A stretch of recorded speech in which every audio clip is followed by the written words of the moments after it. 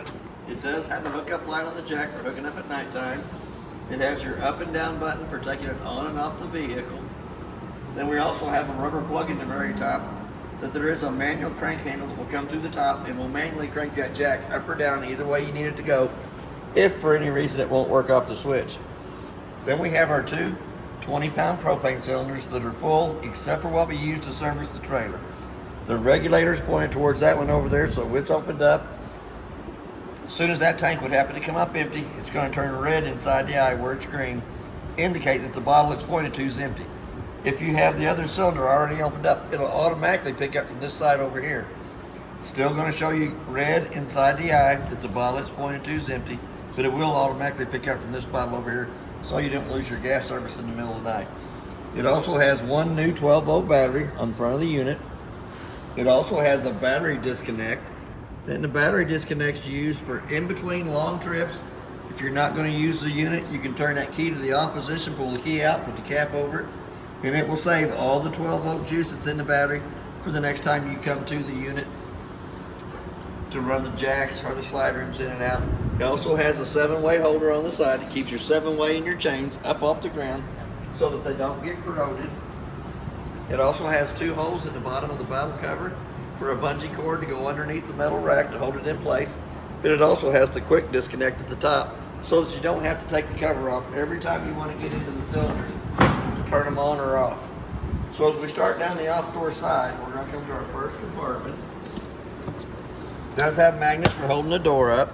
It is a through compartment. You can stack a lot of stuff inside there. On the off-door side of each one of your stabilizer jacks, there is a connection that you can use a manual crank handle and crank those jacks up or down. For any reason they won't work off the switch, there is a manual way to crank them. And those are stabilizing jacks only. They're not leveling jacks. They won't level from side to side. They just stabilize while you're walking through the unit. As we come back down through here, the lug nuts on the trailer have been torqued at 100 foot-pounds. That's what's recommended on the side. The tires are under pressure, which is 65 pounds on the side of the tire code. Our next connection is our termination valves.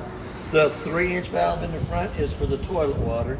The 2-inch gray valve in the back will be your kitchen sink, your bathroom sink, and your shower water. We have a second termination valve here in the back. It is called, it's marked galley, but it is your outside kitchenette. Will drain for it. We have a city water hookup and a black tank flush back here that you can hook to with the water hose and regulator. Never have to fill the fresh tank when you hook to city water, but on your black tank flush, once you got your black tank drained, all the nasties come out that'll come out. You can hook your water hose to this with your water regulator on it, turn water pressure onto it. It's got a little aerator on the inside that spins around, cleans more of the debris out of the black tank only. Then we also have our park cable hookup at the top and a satellite hookup. It is a 50 amp cord, goes on, makes a quarter of a turn.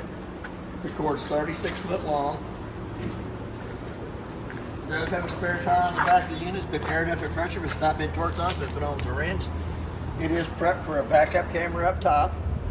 And it is also prepped for a Lippert extendable ladder for checking the roof. We have an outside shower on the back that gives you hot and cold running water to the back of the unit. We also have our 2 low water drain points. The red side is the hot side of the water system. The blue is the cold side of the water system. It does have an outside grill on it on the back of the unit on the door side. It does have a gas quick connect over here that grill would hook to that works off your 2 propane bottles on the front. That T-handle has to be in line with the gas line coming to your outside grill for it to have gas coming from the propane bottles to the grill itself. Then we got our extendable jacks. And push the button and let them come down.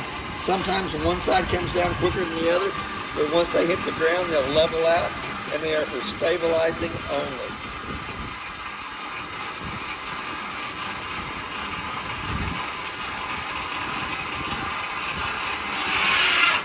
Put a little pressure on it, just stabilizes the unit. We're going to go into the outside kitchenette.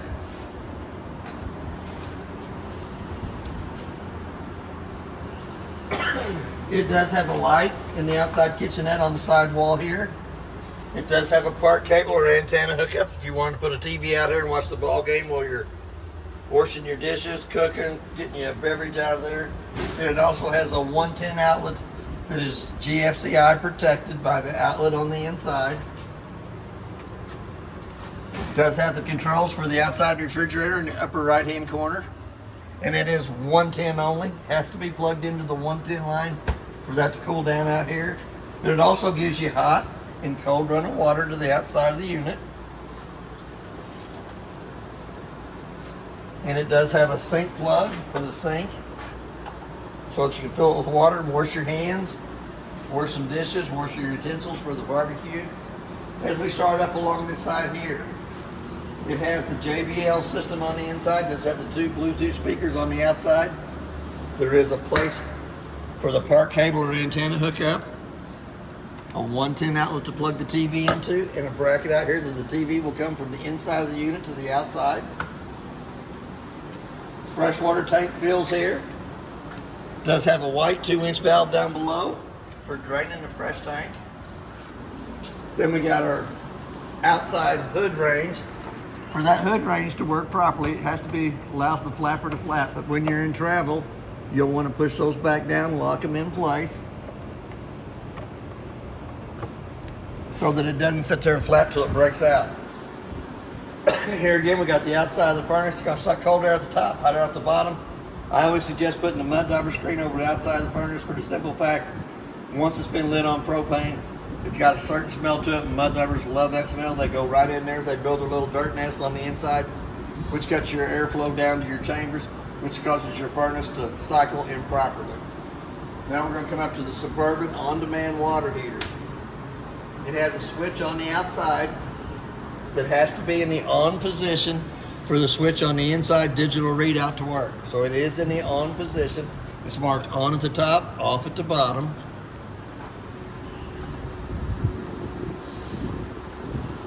Here again, we're going to slide right past the front door for a minute. We have our second stabilizer jack up here in the front, and we can run down to stabilize the unit while we're in the inside. It's good to always stabilize the unit when the unit's level in your camping spot.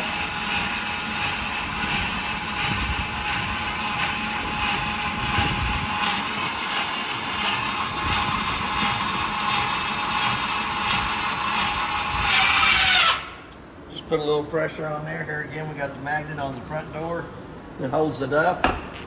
We have the 2 manual crank handles.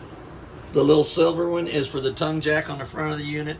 The brass color one is for your 2 stabilizer jacks on the off door side of the unit. It does have a light on the wall, little push button in the center of it, turns it on and off. And then we have a light switch on the wall here that actually turns the decorative lighting on the front of the unit on, the 2 white strips.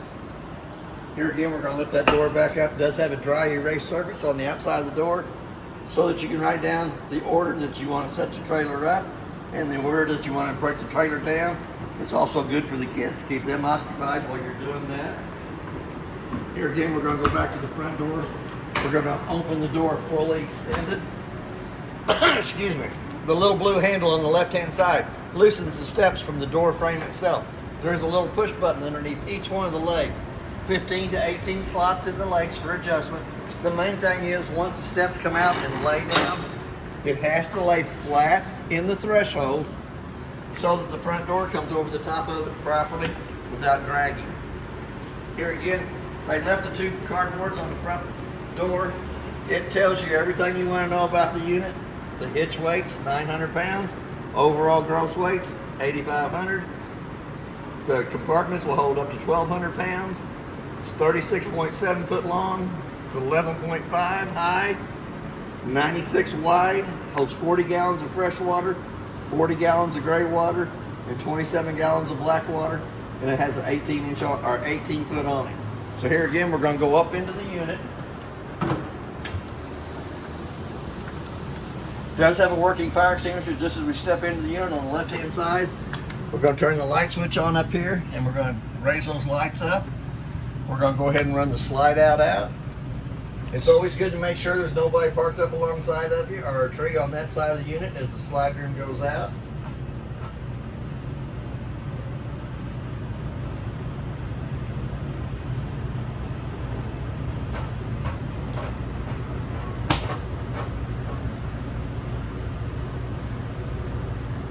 Once it goes all the way out, it'll start ratcheting, so let off of it. When it starts ratcheting, we're gonna go all the way back up to the top. It is prepped for solar panels up on top of the roof. It doesn't have them, but it is prepped. It does have the prep on the inside. We got our JBL Bluetooth speaker. Has an on and off button on it. Go to your phone, Bluetooth to it, and you'll play the music off your phone through it. You can change the volume, you can change your music there. We're gonna go back up to the top of the monitor panel. We're gonna check the freshwater tank, and it shows you it's got 2/3 of a tank in it. The reason it's got 2/3 of a tank, we're gonna do the Suburban on-demand water heater. We got our battery life, shows you that it's fully charged. To get an accurate reading on the battery, you really need to have the 110 line unplugged from the wall. Black tank 1 is your toilet water. Black tank 2 is not used in this unit, does not have the second bathroom. But your gray tank 1 is your kitchen sink, bathroom sink, and shower water. And your galley tank is your outside kitchenette, and it shows empty. Right down below it, we got the first little red button, turns the water pump on between the freshwater tank and the faucets. The second black button turns our awning lights on underneath the awning. And then we have accent lighting in this unit, which turns a set of LED lights above the slide room and on both of the walls of the slide room. Excuse me. We're going to go ahead and run that awning out.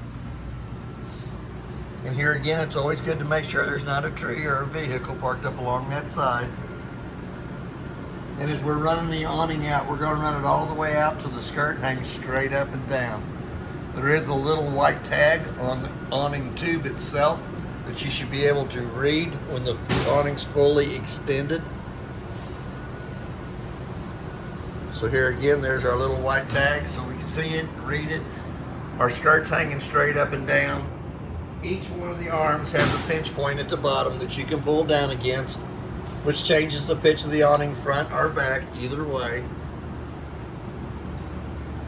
Here again, as you're rolling your awning up, you can overextend the awning. If you just keep pushing the button out, it will roll up backwards. So what you want to do is when it's coming back up, you want to see the little white tag, and you want your tail coming towards you as it rolls up in the awning. It is getting a little windy, but anytime the wind picks up or the rain picks up, I usually put the awning up. It just takes a minute to roll it back up or to take it back out. Either way you want to go with it.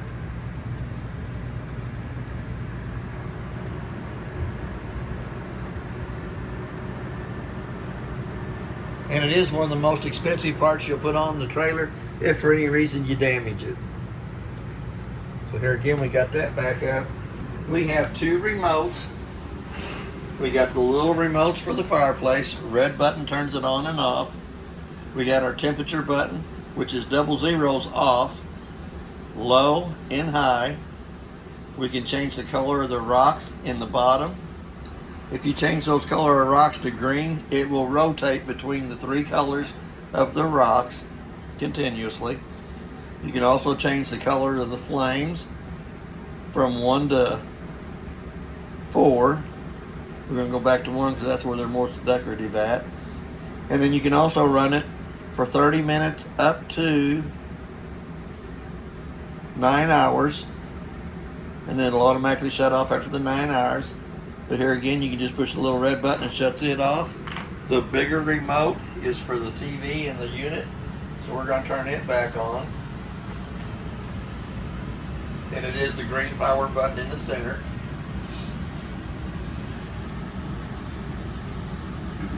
Here again, that's channel 2. It is about 80 miles away from here. That's working off the antenna on top of the unit and the power booster behind the TV. But that's not too bad a picture for a TV station that's 80 miles away from here off the antenna and the power booster. And if I'm not mistaken, it got 42 channels on the TV, so I'm going to turn that back off so I don't get to watch it too much. We do have a compartment here that's got a trash can in it that leans out, and that's the only way that you can get the trash can out to dump it to. Pretty good sized storage cabinet underneath the kitchen sink. This one over here has 2 drawers in it. The top drawer's got the most important piece of paper in the whole unit. It is the Forest River Information Appliance Sheet. That gives you the manufacturer of the appliance and the model and serial number of all the appliances that's in the unit right now. All the rest of the paperwork is in the black bag. And here's where I usually tell you, you got 2 sets of keys. You got keys for the front door, you got keys for the outside compartment, but I don't have them with me right now. But here again, on the kitchen faucet, it has a red dot and a blue dot. If you pull it all the way down to the red dot and pull back on it, you'll get hot water to that side of the kitchen sink. If you lift it up to the blue side, that's where you get your cold water. It does have the dish drainer off to the side. Before I get to that, let's go and look. It's got pretty good size cabinet space up here. It does have a scan me sticker on this side over here that you scan, and you can get all the owner's manuals for the Salem products, not even this model, but all the rest of them will come right off that same scan. But there's quite a bit of room up here for extra snacks. Metal rack here lifts up, and it does bump your head. But it also has a microwave in underneath it. The microwave has a clock on it, so we're going to hit the clock button. Let's say it's 2:30. Well, I want to hit that clock button. I want it to say 2. No. Got to hit 0 first. 2 and 3. Hit that clock button again till the 2 center rise is flashing. It is a pretty good sized microwave. I did warm my coffee up in it when I serviced the trailer. It does have a reset button over on the side. It does have a hood range with a light and a fan underneath it. So we're going to turn that light back on. It also has a pop-up 2-prong outlets right there that are also GFCI protected since they are close to a water source. Glass stove top has to be lifted up 2 times up out of the way. Also gives you like a backsplash for when you're cooking eggs in the morning and bacon. Little blue button on the far right hand side illuminates the valves. As you turn the valve to the light position and using the striker on the left hand side, once the valve has gas coming through it, it will illuminate red, indicating that it has gas coming through it.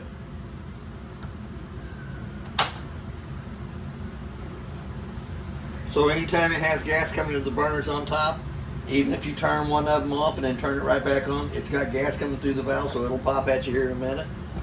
So I'm going to go ahead and turn those 2 back off. I'm going to go down into the oven. I'm going to turn it to where it says pilot on. I'm going to hold down on that button there, using the same striker that we lit the stove top with to light the oven.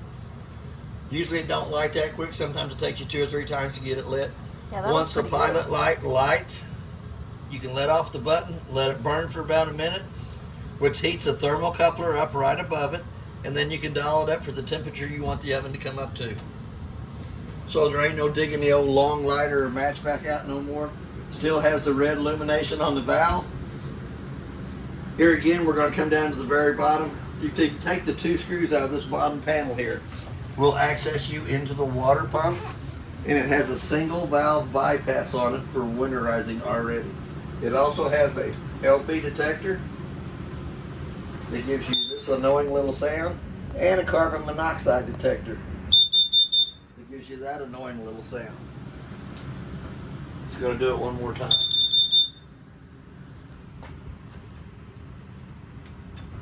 Here again, we're going to go into the freezer and refrigerator. It does have controls for it in the upper right hand corner of the refrigerator. You always want it to be able to freeze in the top but not freeze your milk in the bottom. Here again, I'm going to go ahead and lower this down because I done bumped my head on it once. Ain't no sense doing it twice. As we step back here to the Coleman Mach thermostat, we're going to turn it off so the AC shuts off. When you turn the Coleman Mach thermostat on, automatically it goes to the mode setting. You can bring it over to where it says cool, or you can bring it over to the heat side. We're going to go back to the cool. You hit that mode button one more time, it brings you over to the fan speed. We run the fan speed in auto and on the high position. Kick it back on.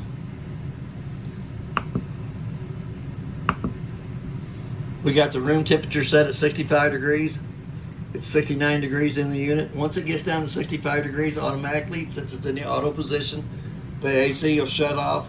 Once it gets 5 degrees above that, it'll automatically kick back on and bring it down to the temperature you have the AC set to.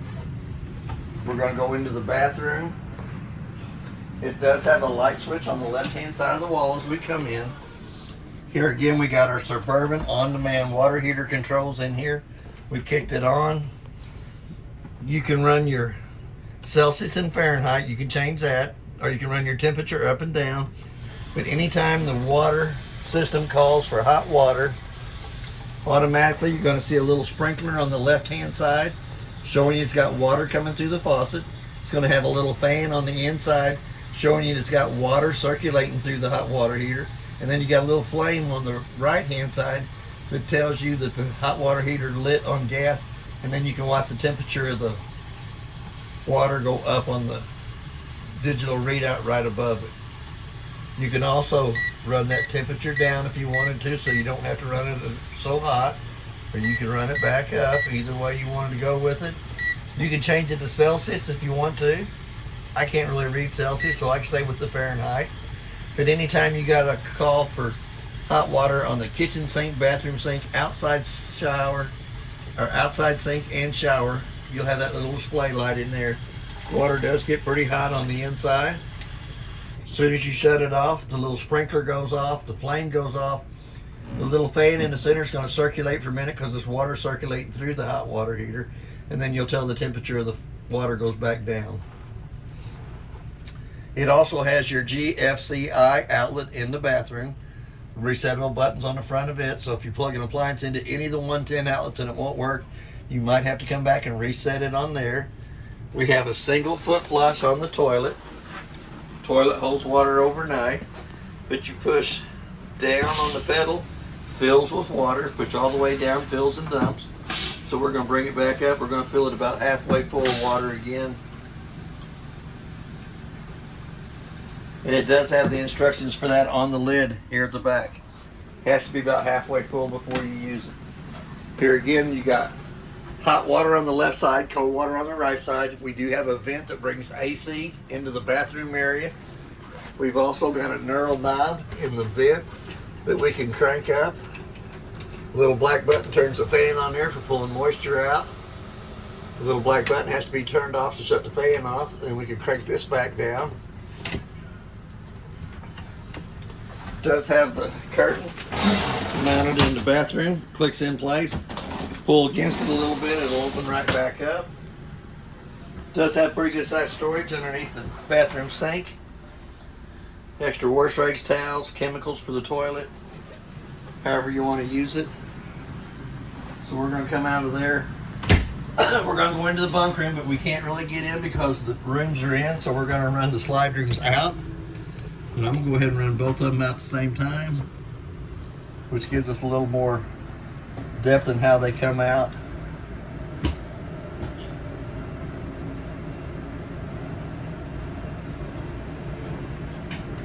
Little light switch on the wall. Lights, the 4 lights above us up. Once the rooms come out, they will ratchet. So we're going to let off of that. We're going to come back in here. We have a second Coleman Mach thermostat in here that works the same way the one in the front does. We're going to go to the appliance.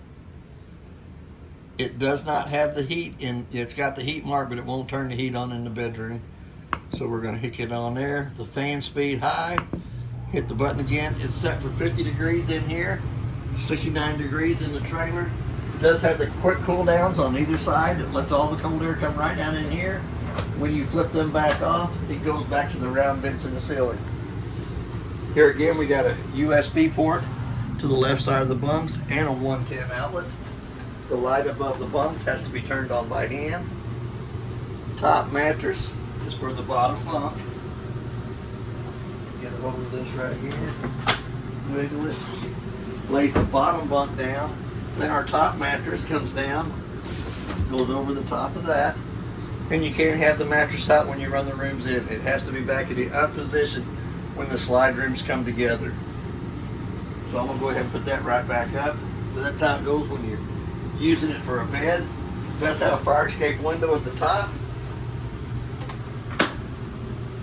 Lock that in place. It does have 2 pretty good sized closets on either side of where the bunk room TV would go. 8 little baskets for putting toys, kids' clothes, whatever you want to put in there. But it does have the 2 closets on either side, 2 baskets on the side at the bottom for their shoes. There is a place for a TV to mount here with a 110 outlet to plug it into. Park cable or antenna hookup.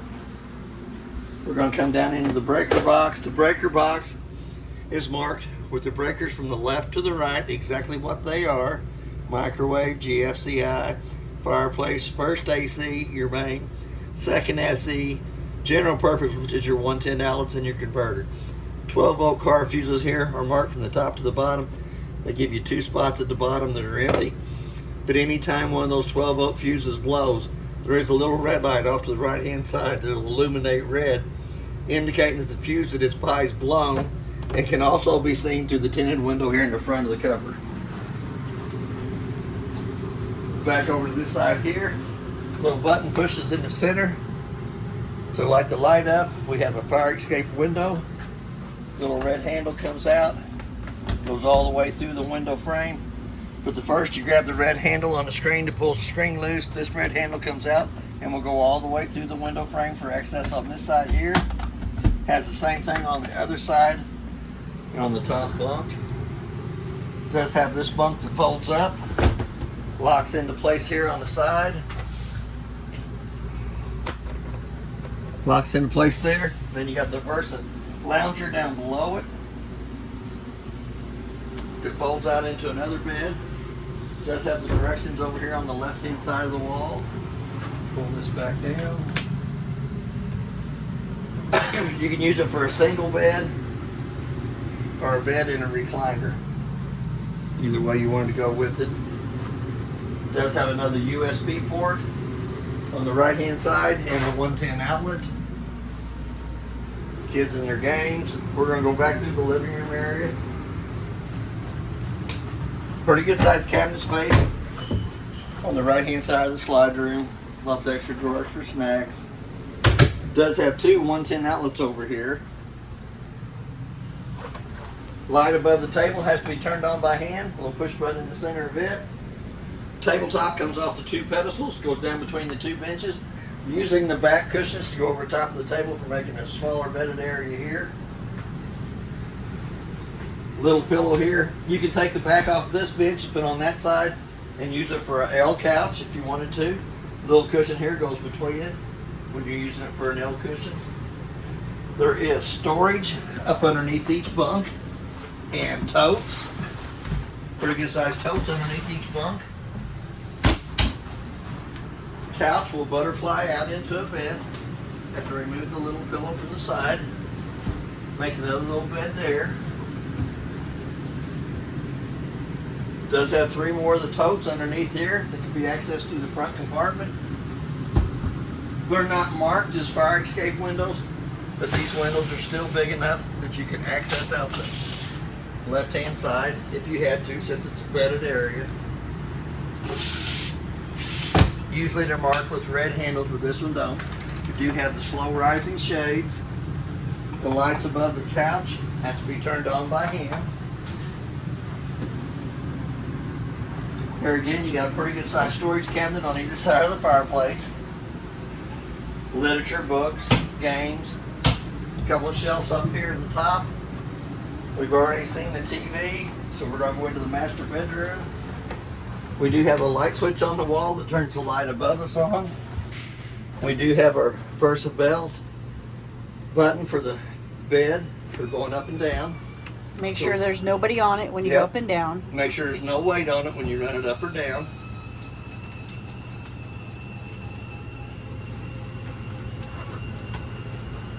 Once it's all the way down, we still have a USB port on either side of the master bed. This one over here is kind of down underneath the cabinet. And a 110 outlet. We have pretty good sized cabinet space up above for extra pillows and blankets. Pretty good sized closet on the left hand side. It also has a little clothes hamper that can be attached underneath here where this lifts up at. That can be collected from the outside of the front compartment of the unit.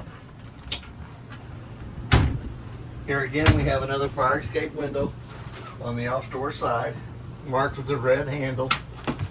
Slides up all the way up out of the way. Screen comes up to match it for access off the outdoor side. Two little tabs on the top of the window have to be loud. Flat back down. Pull the shade halfway down. There is a TV backer marked on this wall here with another park cable or antenna hookup and a 110 outlet to plug the TV into. And we can also lift up the bed. We got 4 more of the little baskets for storage. And it will access into your front compartment if you need to. Here again, we got the 2 round white vents in the ceiling that brings AC in here. And we also have a floor register to bring heat from the furnace into the master bedroom. Got another slow rising shade on that side over there, but that window's not as big as this one is over here. And that's basically about everything on your unit. If you have any questions, I'll try to answer them the best that I can. And thank you for your time.